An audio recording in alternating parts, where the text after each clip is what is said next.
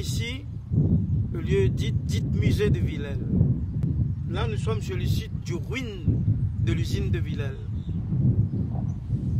Alors, après la famille des Bassins, c'est le de Villèle qui reprend le flambeau, sûrement pas un lien parenté ou décédé les descendants des Bassins. Moi, la raison d'être des Indiens sur cette propriété, c'est l'usine. C'était l'usine. Moi, mes ancêtres arrivent à Villèle en 1902. Du côté maternel, mon grand-père maternel, lui, ses parents étaient sur l'usine de Bois-Rouge-Bernica, là où était la Girodée dont je vous ai parlé. À la fermeture de Bois-Rouge-Bernica, ils sont venus chercher du travail et habiter ici à Villèle. Et du côté de mon grand-père maternel, également maternel, c'était entre Trois-Bassins et Saint-Leu, un lieu dit Armanette. Et l'usine de Armanette, c'était situé sur la commune de Trois-Bassins, je crois, géré par un certain M. Ritou. Là-bas aussi, c'était la fermeture de l'usine. Ils sont arrivés ici, même époque, 1902-1903. Alors, les deux grands-pères étaient engagés chez les de Villèle. Mais à cette époque-là, ces deux arrière-grands-pères que j'avais, ils n'avaient pas de nom. Ils avaient un matricule. Et ma grand-mère me disait toujours que son père, pour sortir, pour aller d'un village à l'autre, il fallait une autorisation et un permis. Sinon, il s'est rattrapé par la police, par son immatricule, il est ramené chez son propriétaire. Après, à l'époque de mon grand-père, c'était M. Frédéric de Villèle. Là, c'était à l'époque de génuflexion devant le blanc colonial. Il fallait faire génuflexion. Après, à l'époque de mon père, toujours sur le joug colonial des de Villèle, c'était devenu M. Raphaël de Villèle. Alors ici, en ce lieu, l'hindouisme était strictement interdit. Tout le monde devait être catholique, parce que un des frères des de Villèle était curé, alors tout le monde devait être catholique. Mais au fil des temps, sur cette propriété-là, mon grand-père, lui, M. de Villèle, lui a mis en 1932, après le cyclone, parce qu'ils habitaient un peu plus ici, en 1932, M. Raphaël de Villèle lui a mis là où j'habite actuellement. C'était l'emplacement de la maison de mes grands-parents. Alors mon grand-père était installé sur à peu près 6 hectares de terrain, parce qu'il donnait la superficie habitable par le nombre de bœufs, par les têtes, comme il avait beaucoup de bœufs à l'époque.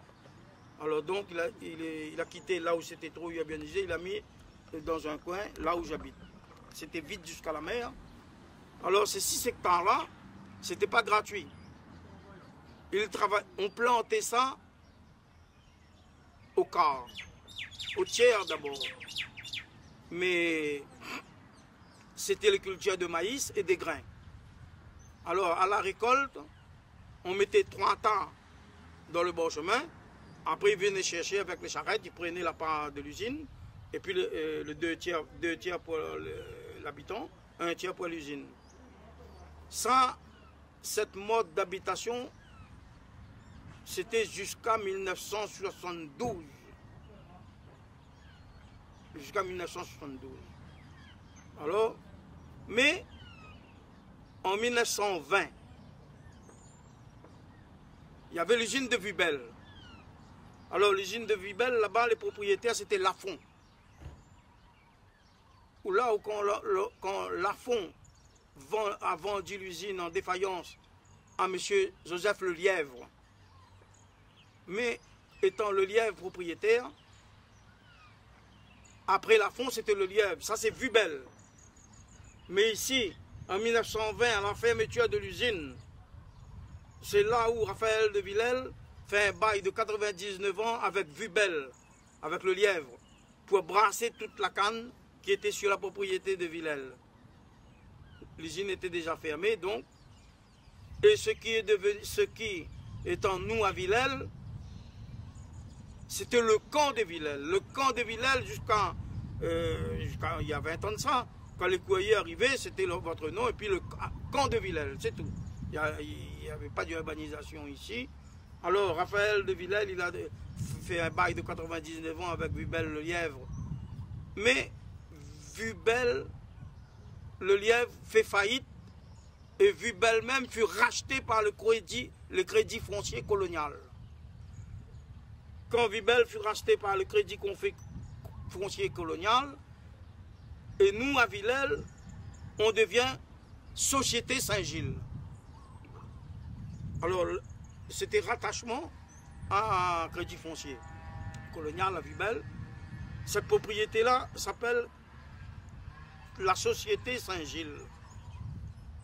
Alors, Raphaël de Villèle, d'après mon père, d'après les dires de mes parents, c'était quelqu'un qui était droit, qui était juste.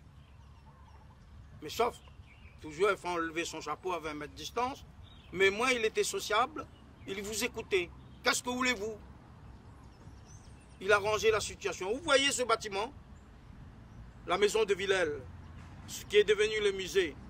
Ça c'était la banque. L'argent de tout le monde était déposé chez Raphaël de Villèle, c'est lui ramasser l'argent des gens. C'était notre banque. C'était également la maison de justice qui avait un problème à Villèle, un problème de pénal, il y a un problème de bagarre ou de malentendu entre les habitants. C'est Raphaël de Villèle qui était juge.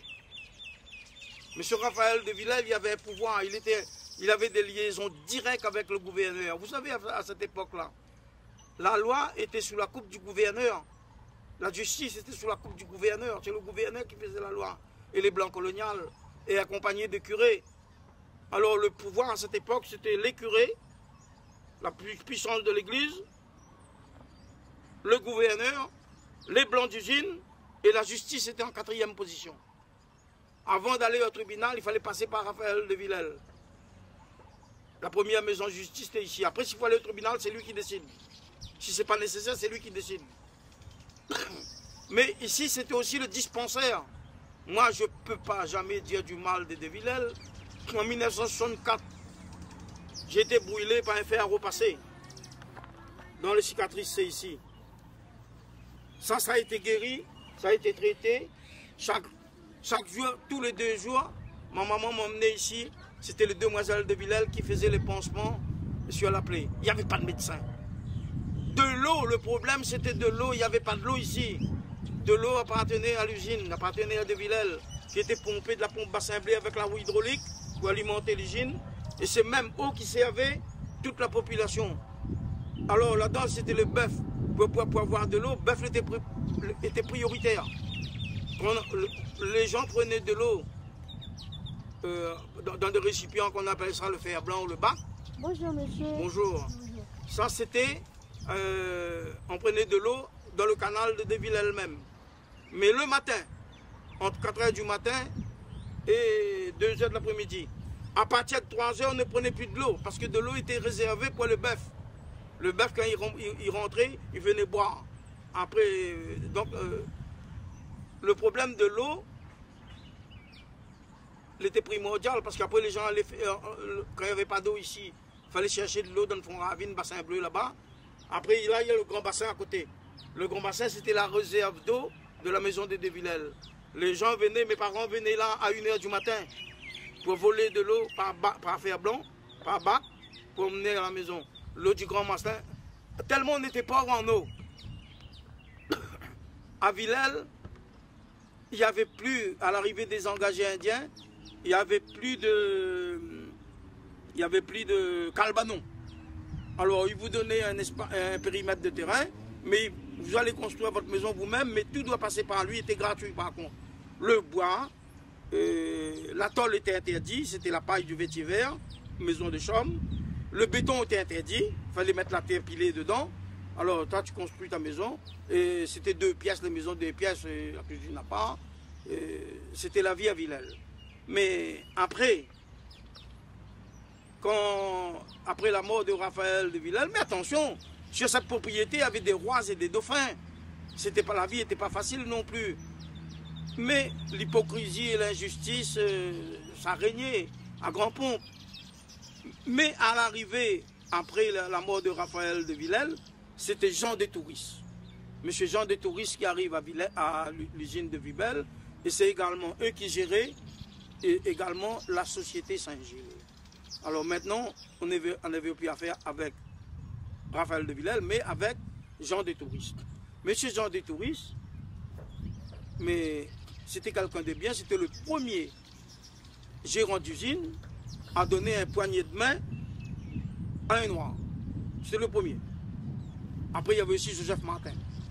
Les travailleurs, non, il fallait enlever le chapeau, mais moi, j'ai toujours, je ne sais pas pourquoi, mais M. Jean de Touris m'a toujours donné le poignet de main. Et il m'a dit, toi, à mon bureau, quand tu veux, et qu'on sort. Il était très sympathique. Après, c'était peut-être qu'il a vu le changement de temps aussi. Il y avait ça. Mais moi, je dis aux gens de Villèle aujourd'hui, ce qui nous attend. Villèle, c'est plus des paillotes. Villèle, depuis 1972, plus tard, jusqu'à 1975, je crois, parce qu'on ne travaille plus le terrain de Villèle au quart, ni au tiers. On n'aura plus à faire avec Raphaël de Villèle. À partir de l'année prochaine, les gens de Villèle, vous qui habitez à Villèle, vous aurez affaire à la créole. Avec l'arrivée de tout à l'égout, le prix de l'eau va multiplier par 2. Ça veut dire, si tu laves ton balcon, tu vas payer l'égout. Si tu arroses la cour, tu vas payer l'égout. Si ton bœuf boit de l'eau, ou de volaille ou cabri la boire de l'eau, on va payer l'égout. Alors, ce qu'il faut faire, habitants de Villèle, regroupons-nous. Il faut demander à la créole, il faut demander aux autorités compétentes un compteur à la sortie de l'égout.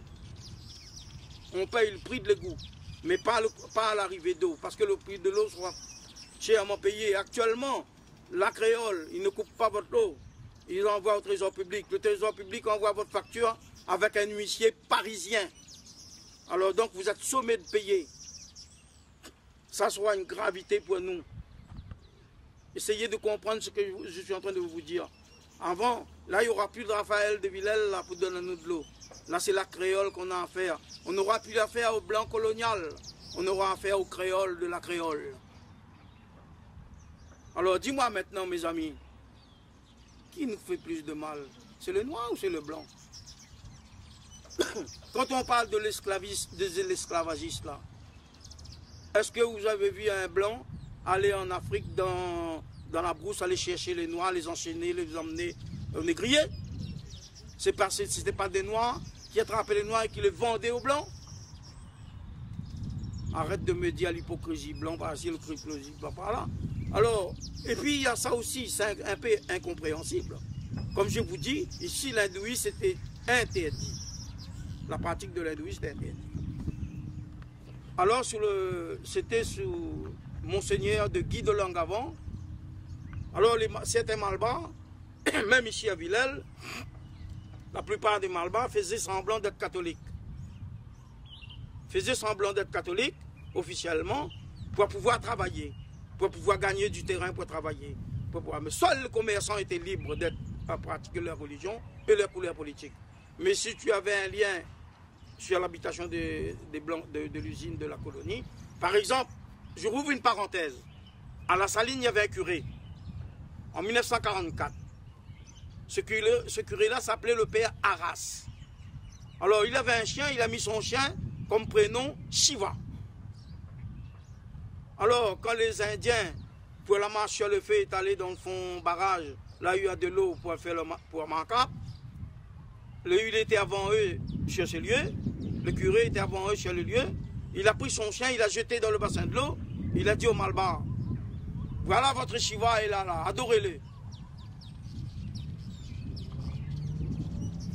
Après, il y a aussi, comme je vous dis, l'église aujourd'hui qui retient bien, quand on accuse le blanc colonial, il ne faut pas oublier l'église catholique. Enfin, c'est représentant, pas le Dieu catholique, mais le représentant du Dieu catholique. quand les vieux Indiens, les vieux engagés indiens, n'ont jamais été baptisés, étaient sur leur lit de mort, alors les gens qui gravitent autour du curé venaient les voir et dire, ben non, il faut aller chercher le curé et il faut le prêtre donner l'extrême-onction, sinon il ne pourra pas mourir dans la paix. Alors la famille désemparée, il va chercher le curé. Quand le curé y arrive, il dit aux malades et à la famille, mais pour que je puisse vous donner l'extrême-onction, il faut que tu craches d'abord sur ta religion. Crache sur ta religion, après je te donne l'extrême-onction.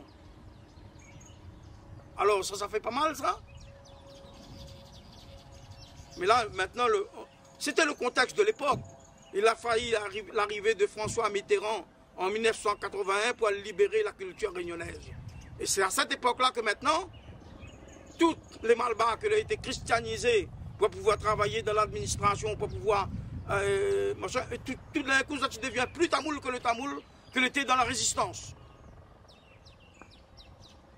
Enfin, bref, parce que déjà la communauté est bancale, trop bancale, pour en rajouter une couche.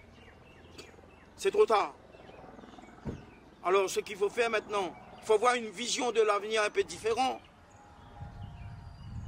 Parlons du blanc colonial encore une fois.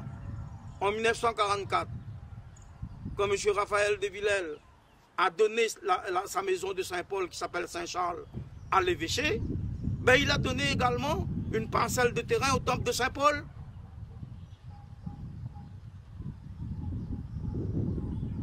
Pourtant, c'était un blanc colonial catholique. Mais il a bien donné une parcelle de terrain pour le temple de Saint-Paul. Et qu'est-ce que le temple de Saint-Paul a fait avec le terrain?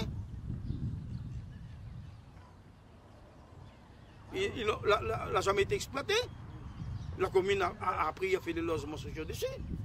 On a perdu le terrain. Alors qu'on ne vienne pas me raconter que le blanc était... c'est pas, il y avait la... Je sais pas, c'était le contexte de l'époque, ça. Il fallait bien travailler pour vivre. Mais personne n'était pas dépendant de la famille de Villèle.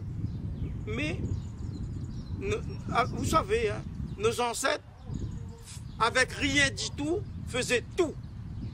Aujourd'hui, nous, on a tout et on ne fait rien du tout. Voilà ma réaction sur les critiques des Blancs, sur les critiques des Blancs coloniales.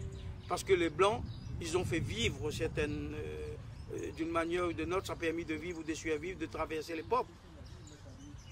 Après, est-ce que vous croyez qu'ailleurs c'est meilleur? Non.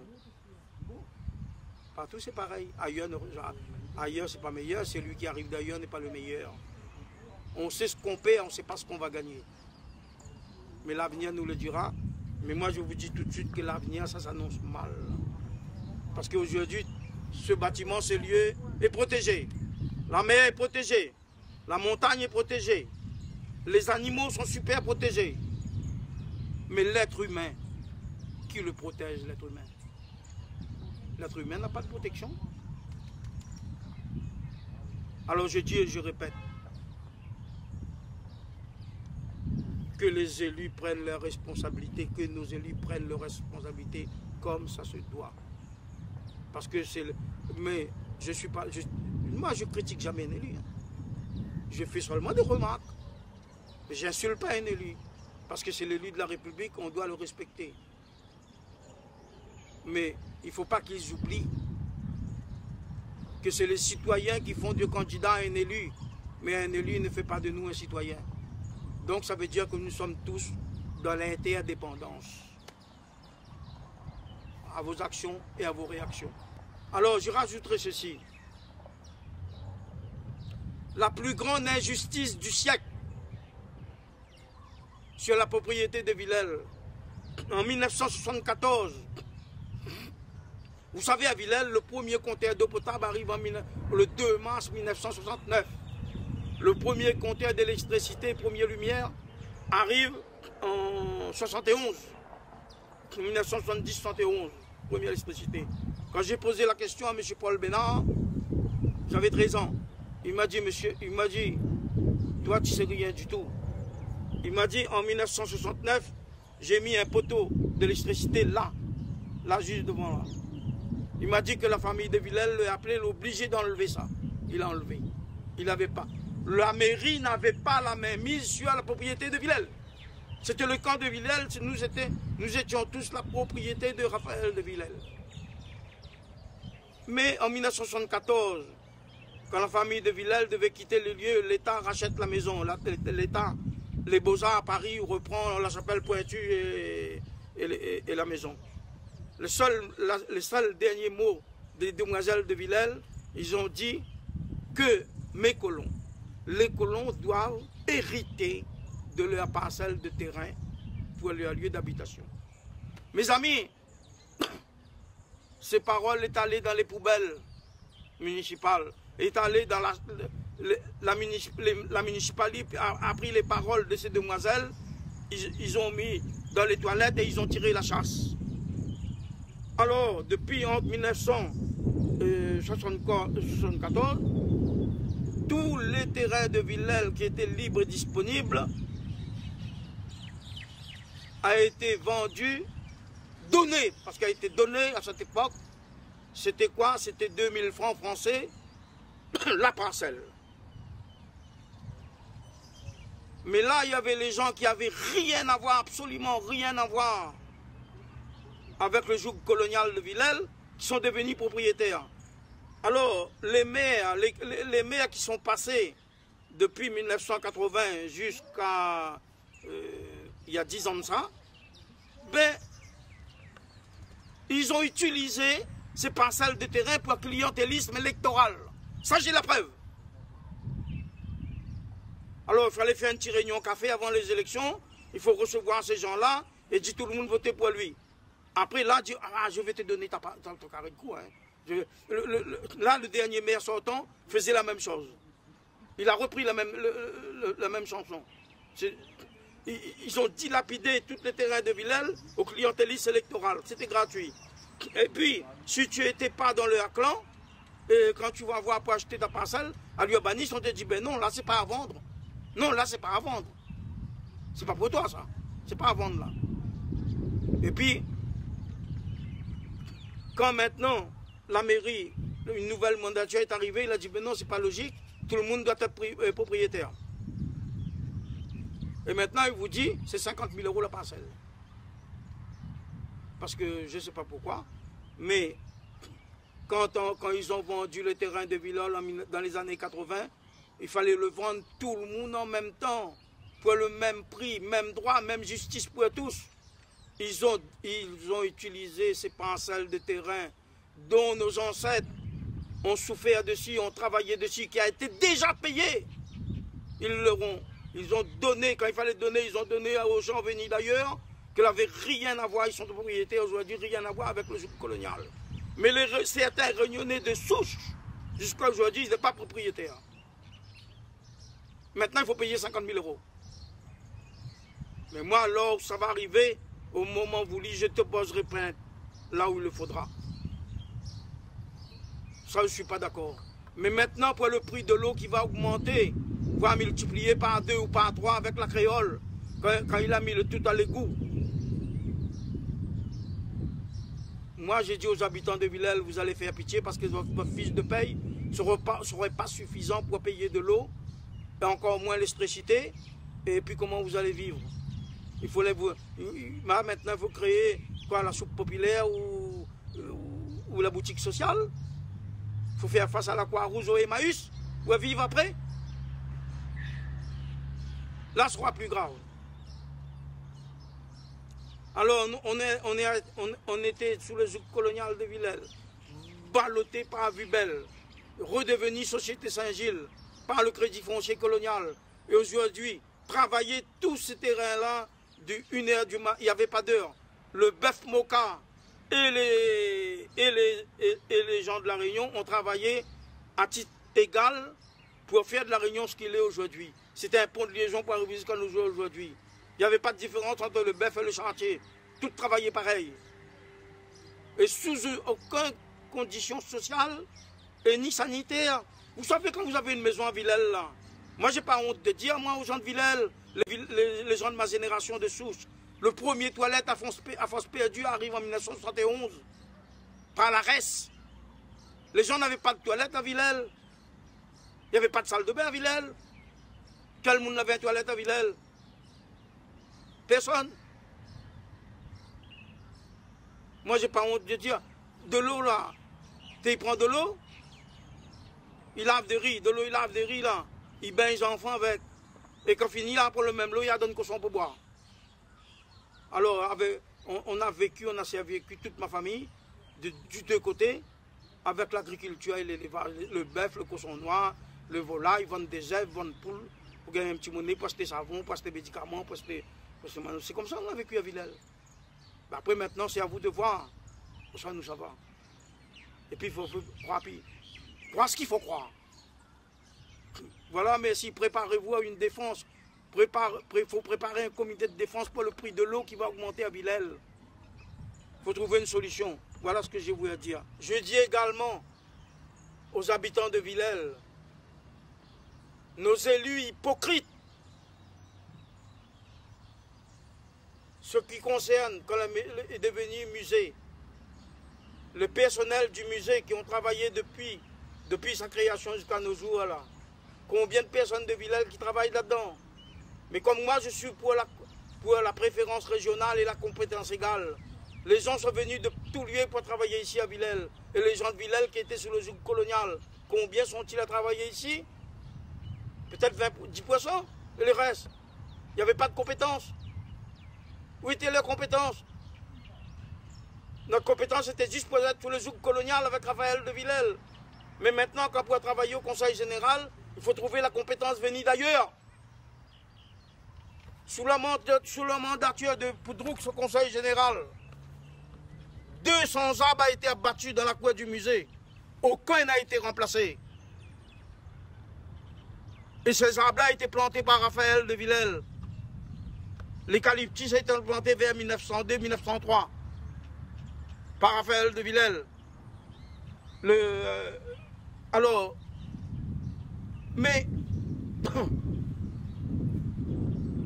parce qu'il y avait les ingénieurs venus d'ailleurs qui ont plombé les arbres, ah ça c'est trop vieux, ça c'est dangereux, il faut l'abattre. Et il a été abattu, d'accord, il fallait l'abattre. Mais combien a été remplacé? 200 arbres ont été abattus dans la cour du musée, aucun n'a été remplacé. Vous trouvez ça normal? Ah bon, parce que ça, c'est des grands élus, c'est des élus diplômés. Qui a fait l'ENA, il a fait toutes toutes là. Il connaît toutes. Et maintenant, aujourd'hui, c'est la sécheresse. Quand on embatte les arbres, c'est la sécheresse. C'est tout ce qui s'ensuit après. La faune et la flore en voie de disparition. Mais sous l'influence de Villèle, c'était respecté, protégé.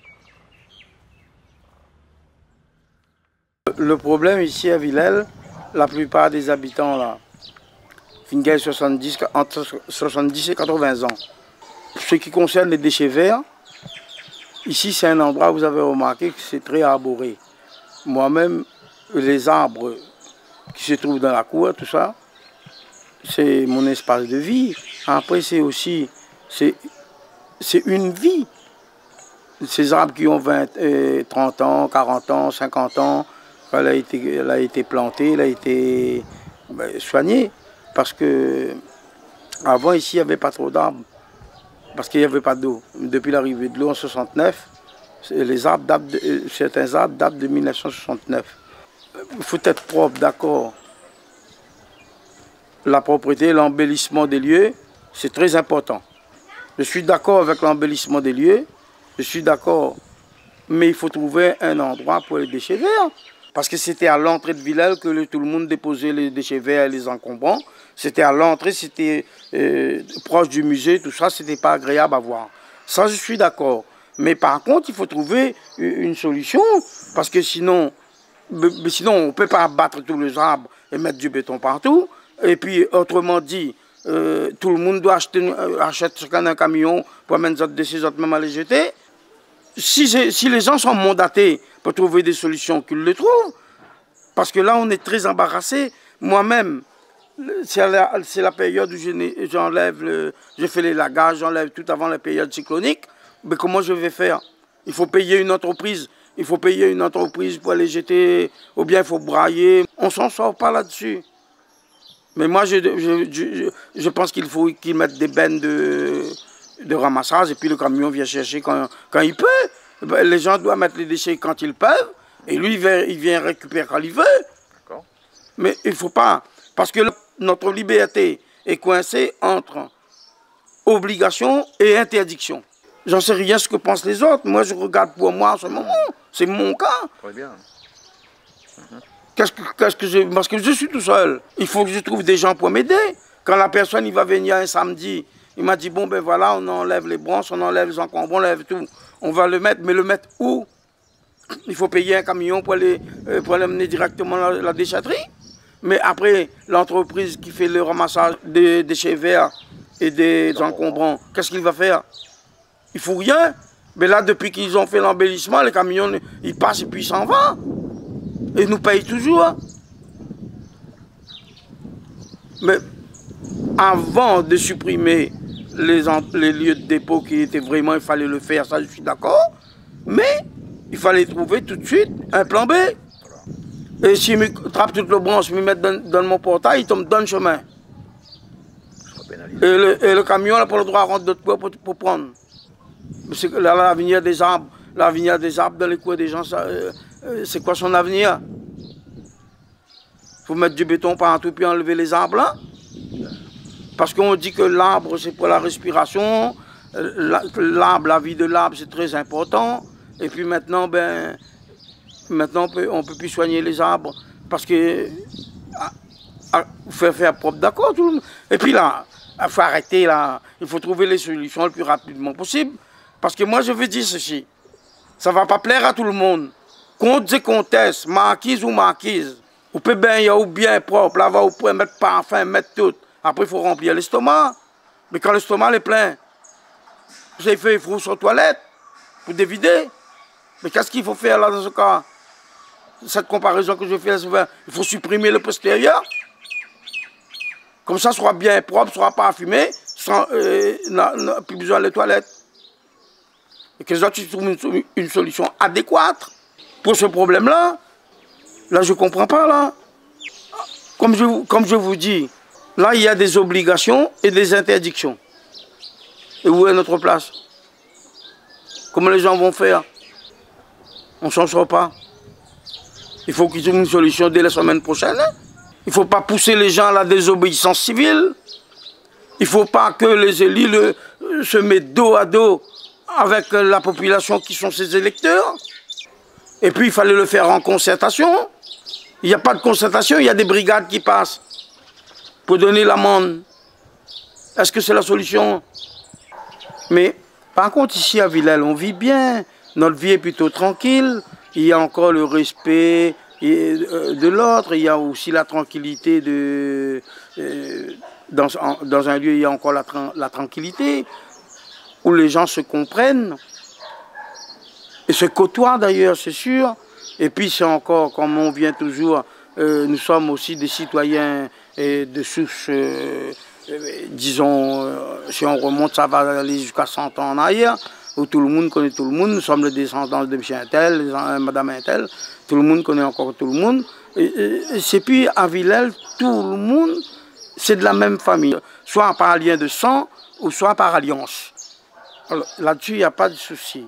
Mais là, on est confronté avec un petit souci que sûrement que les autorités compétentes, qui est la TCO ou la mairie, qui trouvent une solution pour que nous restons sur les mêmes rails. Parce que là, elle est en train d'un petit peu dérailler, là, parce que ça cause des problèmes. Le seul problème, c'est qu'il faut trouver une solution pour les dépôts déchets verts et les encombrants. Ils doivent être rangés un peu plus proprement. Moi, je pense que la solution, c'est pas à moi de donner la solution, ils devaient avoir la solution. Au moins déposer deux bennes encombrants verts, et là, on va... mais après, les gens qui n'ont pas de transport pour arriver à la benne aussi, ça va créer un problème. Moi, j'en sais rien, il faut qu'ils trouvent des solutions. Hein. Pour commencer, au moins une benne. Parce que quand on met des interdictions dans un endroit, ben, il faut mettre l'autorisation à côté. Quand il y a poison, c'est sûr qu'il y a antidote. Mais je pense qu'ils vont trouver une solution avant que ça se dégrade. Parce que moi, je demande à ces autorités, à ces gens compétents, de régler le problème au niveau de malaise au lieu de laisser pousser la gangrène. Parce que Villèle, jusqu'à présent, a toujours été bien vu.